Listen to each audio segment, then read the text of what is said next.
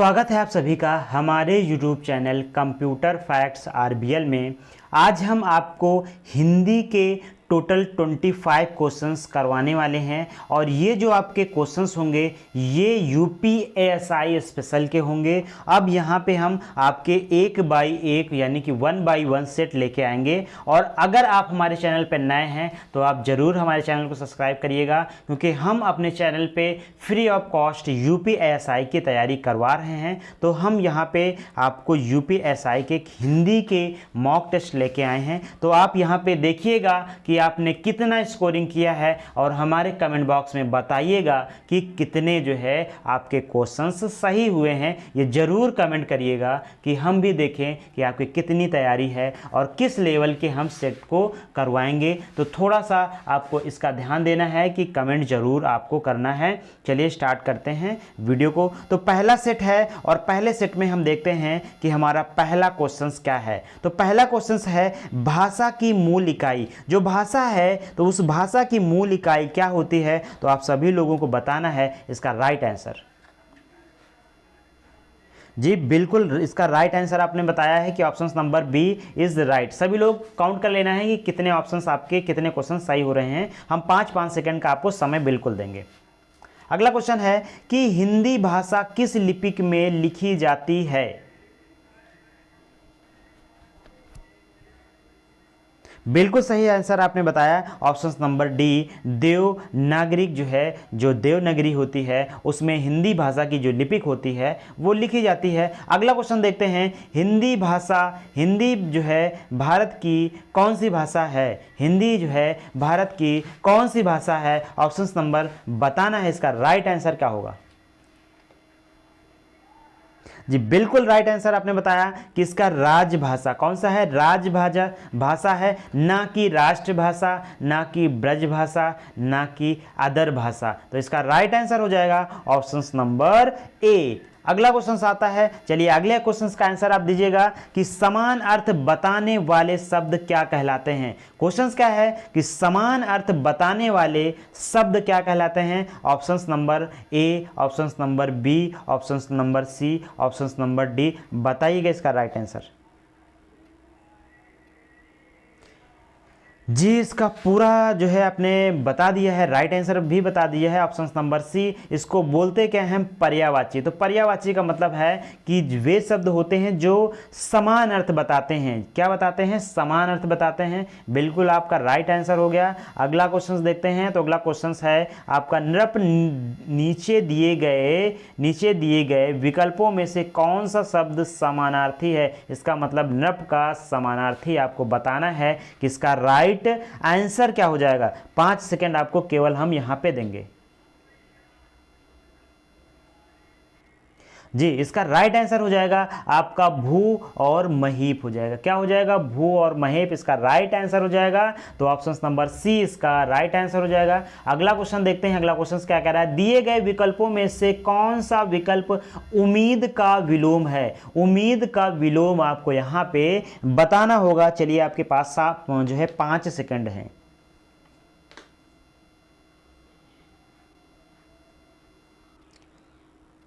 जी बिल्कुल right answer आपका है मायूसी। जो हो जाएगा वो उम्मीद का विलोम हो जाएगा। उम्मीद का विलोम जो है वो क्या हो जाएगा, तो वो मायूसी हो जाएगा। अब अगला क्वेश्चन आपके लिए रहा कि सब कुछ जानने वाला वाक्यांश के लिए कौन सा शब्द है। सब कुछ जानने वाला वाक्यांश के लिए एक शब्द है, आपको बताना इसका राइट आंसर।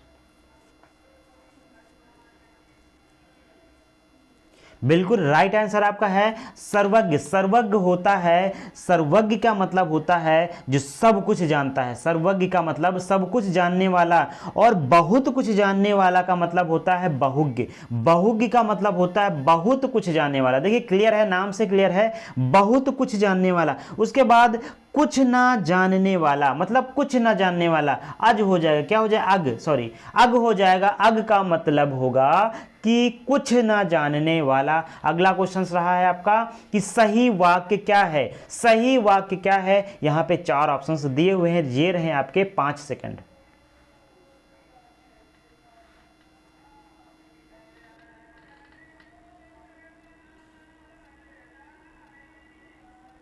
तो ऑप्शन नंबर आपका जो बी है वो यहाँ पे पूरी तरीके से जो है शुद्ध है। कैसे शुद्ध है? आपका कृपा पत्र मिला, आपका कृपा पत्र मिला, आपकी कृपा पत्र बिल्कुल, आपका कृपा पत्र मिली बिल्कुल गलत है। यहां पे जो सही होगा आपका कृपा पत्र मिला, आपका जो कृपा पत्र है वो मिला, इसलिए यहां पे right answer option number B हो जाएगा। अगला क्वेश्चन देखते हैं कि निम्नलिखित में से शुद्ध वाक्य को पहचानिए, शुद्ध वाक्य को पहचानिए। ऑप्शन नंबर आपके यहां पे 4 हैं, आपको राइट आंसर बताना है।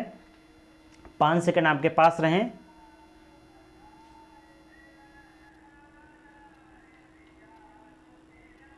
तो ऑप्शन नंबर आप देखेंगे राधा घर नहीं है, तो राधा घर नहीं है बिल्कुल गलत है, राधा घर पे नहीं होगी ना। उसके बाद राम पाठशाला बैठा है, बिल्कुल गलत है, राम जो है पाठशाला में बैठेगा या पाठशाला में बैठा है। अब यहाँ पे बताइए आप अवश्य सुने होंगे, लेकिन ये भी गलत है। तो ऑप्शन से मैंने एक नाटक का अनुवाद किया, इसका राइट आंसर क्या हो जाएगा? ऑप्शन नंबर डी इसका राइट आंसर हो जाएगा। अगला क्वेश्चन देखते हैं। अगला क्वेश्चन हमारा है शब्द दांत इनमें से निम्न में से विकल्प को दर्शाता है। जो दांत है वो स्त्रीलिंग है या फिर पुल्लिंग है या फिर उभयलिंग है या फिर एक्स्ट्रा मतलब और कोई लिंग है। आपको इसका आंसर बताना है। 5 सेकंड आपके पास ये रहें।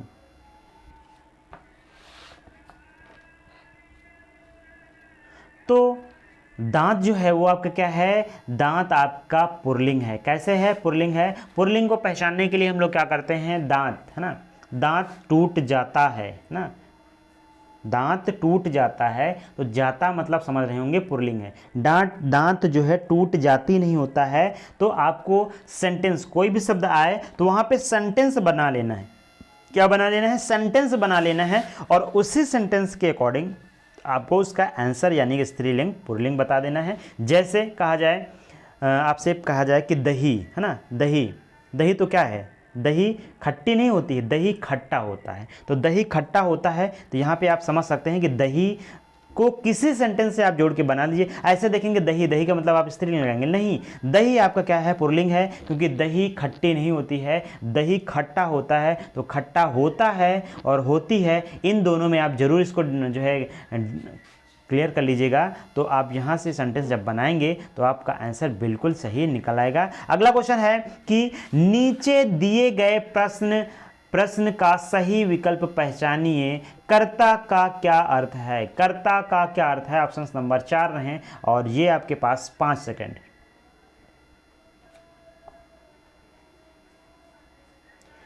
तो यहाँ पे आंसर हो जाएगा जो कार्य करे उसे क्या बोलते हैं? कर्ता करते हैं। वेरी सिंपल है। अगला क्वेश्चन है कि दादी ने ढेर सारे खिलौने खरीदे, दादी ने ढेर सारे खिलौने खरीदे। इस वाक्य में प्रयुक्त विशेषण कौन सा है? कौन सा विशेषण है? कौन सा विशेषण? हाँ, आप कह रहे होंगे कि यहाँ पे केवल जो है 2 ही ऑप्शंस मिले हैं, तो आपको 2 ही ऑप्शंस में बताना है, क्योंकि इसमें 2 ही ऑप्शंस में एक ही सही है। तो बिल्कुल राइट आंसर आपका है ऑप्शन नंबर बी, अनिश्चित संख्यावाचक। देखिए दादी ने ढेर सारे खिलौने खरीदे, तो ढेर सारे का मतलब है कि जो हमारी संख्या है वो अनिश्चित है। वो कैसी संख्या है? अनिश्चित है। हम बता नहीं सकते हैं कि ढेर सारे इन्होंने क्या खरीदे हैं, खिलौने खरीदे हैं। ऑप्शन नंबर इसका बी हो जाएगा। चलिए देखते हैं। तो अब देखिए, अब यहाँ पे आपका जो 13 नंबर क्वेश्चन होगा, तो 13 नंबर क्वेश्चन में कह रहा है कि मंदिर जाने के बाद मन में शांति मिली, है ना, मन को शांति मिली।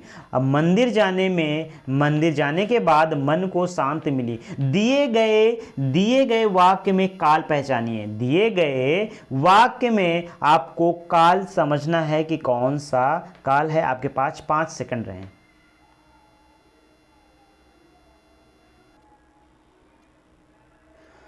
इसका राइट आंसर क्या हो जाएगा? पूर्ण वर्तमान काल इसका राइट आंसर हो जाएगा। 13 नंबर का ऑप्शन नंबर बी हो जाएगा। अगला क्वेश्चन है महोत्सव का संधि विच्छेद क्या होगा? किसका? महोत्सव का संधि विच्छेद क्या होगा? आपके पास 5 सेकंड। महाधन उत्सव क्या हो जाएगा? महाधन उत्सव इसका राइट आंसर हो जाएगा। दूध का धुला होना, मुहावरा है, दूध कहते दूध का धुला होना। आपके पास ऑप्शंस रहे निर्दोष होना, क्या दूध का धुला होना, निर्दोष होना इसका राइट आंसर हो जाएगा ऑप्शन नंबर। अब आप यहाँ पे देखिएगा कि निम्नलिखित गद्यांश को पढ़िए और दिए गए विकल्पों का जो है उत्तर का चयन करिए। मतलब ये गद्यांश दिया हुआ है, अब इसकी आप स्क्रीनशॉट कर लीजिए। थोड़ा सा हम इसको छोटा कर देते हैं, हाँ इसकी स्क्रीनशॉट कर लीजिए,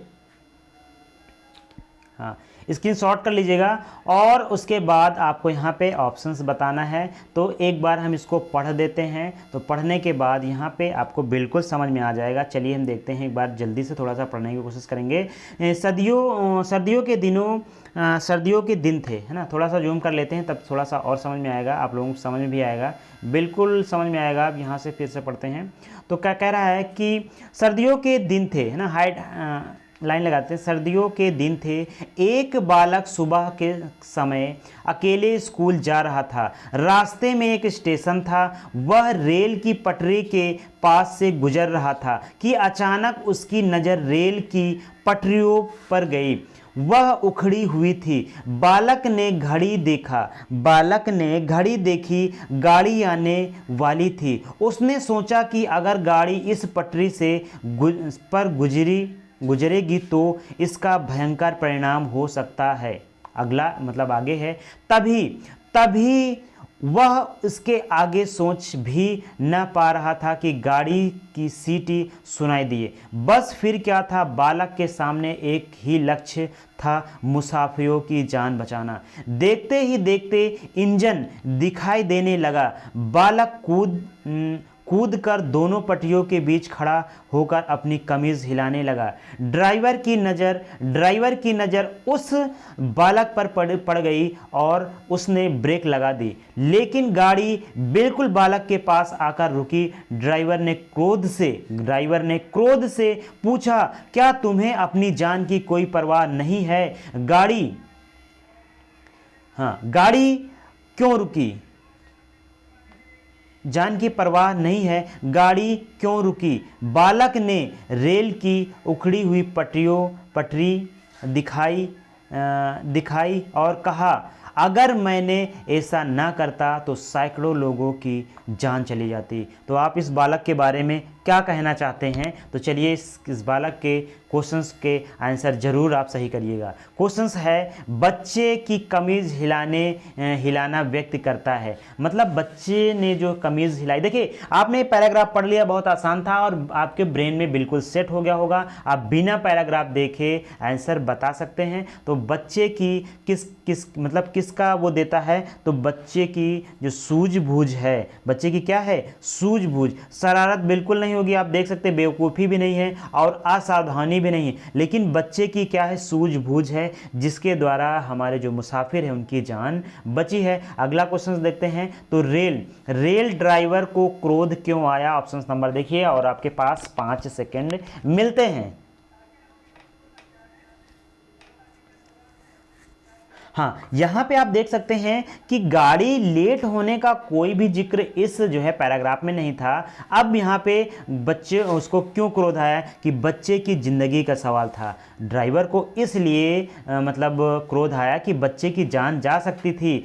उसे अपनी नौकरी की चिंता थी नहीं, नौकरी की चिंता नहीं होगी, उस बालक को बचाने की चिंता होगी अगर वो ड्राइवर है। ड्राइवर को अपनी जान खतरे में लगती थी, बिल्कुल नहीं। ड्राइवर की जान कैसे खतरे में लगेगी? क्योंकि ड्राइवर तो आपका ट्रेन में बैठा होता है। तो यहाँ पे ऑप्शन नंबर आपका क्या हो जाएगा? बच्चे की ज़िंदगी का सवाल था, बच्चे की ज़िंदगी का सवाल था। अगला क्वेश्चन है कि टूटी पटरी को देखकर ड्राइवर के मन में बच्चे के प्रति क्या आया? तो जो टूटी पटरी थी, तो बच्चों के मतलब टूटी पटरी को जब देखा, ड्राइवर ने देखा, तो बच्चे के प्रति उसके मन में क्या जो है भाव आया, वो आपको बताना है। तो ऑप्शन नंबर आपके 4 हैं और बताना है 5 सेकंड में जी। अब हम आपको पढ़ के दिखा देते हैं क्रोध का भाव। भाई क्रोध का भाव तो बिल्कुल नहीं आएगा। क्रोध तो तब आया था जब उसकी ट्रेन उसके पास में रुकी थी, जब बच्चे ने ये संदेश बता दिया था कि ये आपकी पटरी टूटी हुई है, तब उसके मन में ये क्रोध भाव तो बिल्कुल नहीं था। उसके बाद दुख का भाव भी नहीं था, उसके बाद दुख का भाव भी नहीं था। उस बच्चे को क्या दी थी? शाबाशी देने का भाव था। उस बच्चे को शाबाशी देने का बात मतलब उसमें भाव था, ताकि इतने लोगों की जान बच सकी थी। अगला क्वेश्चन देखते हैं। तो अगला क्वेश्चन आप देखिएगा तो इसमें हाँ 4 क्वेश्चंस इस जो है 1 2 3, हाँ इस पैराग्राफ से आपके 3 क्वेश्चंस थे। तो अगला क्वेश्चंस देखते हैं। बीजक किसकी रचना है? आपको 5 सेकंड में बताना है और बहुत ही आसान है। सभी लोगों ने आंसर इसका सही बताया है। इसका क्या हो जाएगा? कबीर। बीजक शब्द रामायणी आपकी कबीरदास की है। अगला क्वेश्चन देखते हैं। माटी की मूर्तें, माटी की मूर्तें किस लेखक की रचना है? ऑप्शंस नंबर आपके 4 हैं। आपको 5 सेकंड में इसका आंसर बताना है। जी राइट आंसर आपने बता दिया, राम वृक्ष वेनीपुरी। क्या है? राम वृक्ष वेनीपुरी माटी की मूर्ति के लेखक हैं। माटी के मूर्ति के लेखक राम वृक्ष वेनीपुरी जी हैं। अगला क्वेश्चन आपके पास रहा। पृथ्वी राज रासो किस कवि की रचना है? और ये जितनी रचनाएं गई वो बहुत इंपॉर्टेंट थी।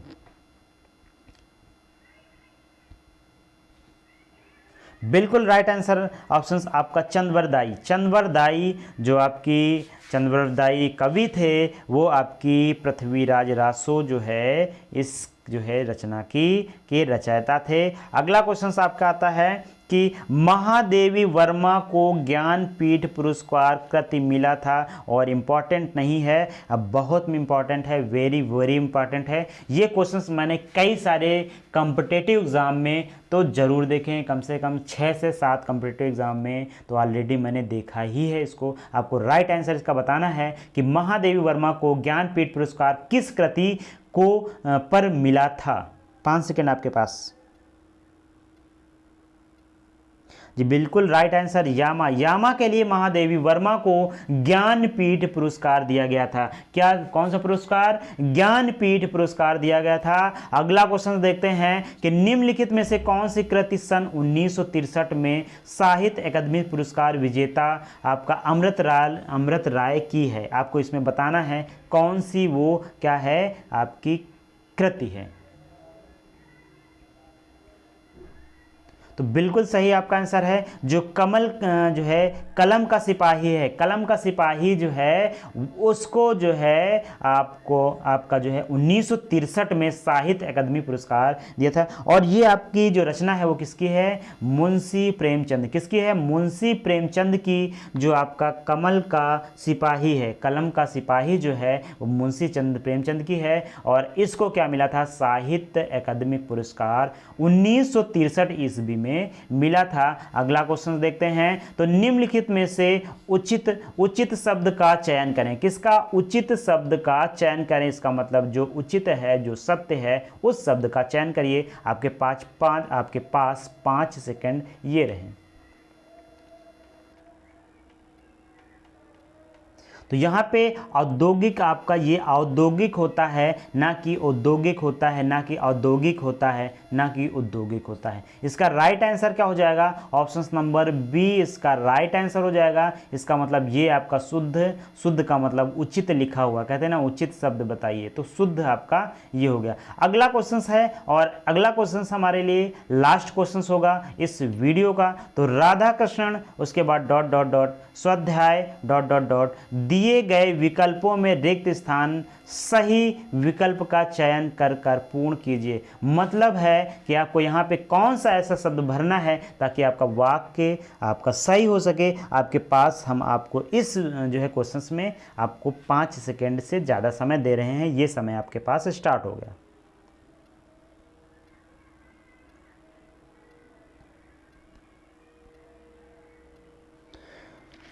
तो बिल्कुल आपका राइट आंसर हो गया। आप यहाँ पे भर के देख सकते हैं। तो जब आप यहाँ पे भरेंगे तो हमेशा, तो यहाँ पे पढ़िएगा, राधा कृष्ण हमेशा आपका स्वाध्याय करते थे। तो इसका ऑप्शन नंबर क्या हो जाएगा? बी इसका राइट आंसर हो जाएगा। और इसी तरीके से हम सेट आपको करवाते रहेंगे। Hindi, reasoning, math, GK, GS सभी के हम आपके जो 25-25 ऑब्जेक्टिव क्वेश्चंस हैं, उनको हम हर एक वीडियो में लेके आएंगे। अगर आप हमारे वीडियो पे नए हैं तो आप हमारे वीडियो को जरूर लाइक सब्सक्राइब जरूर करिएगा और अपने फ्रेंडों के साथ जरूर शेयर करिएगा, ताकि हमें भी मोटिवेशन मिल सके। आपको वीडियोस अच्छे से अच्छी वीडियो प्रोवाइड करने की हम जरूर पूरी कोशिश करेंगे। Thank you for watching.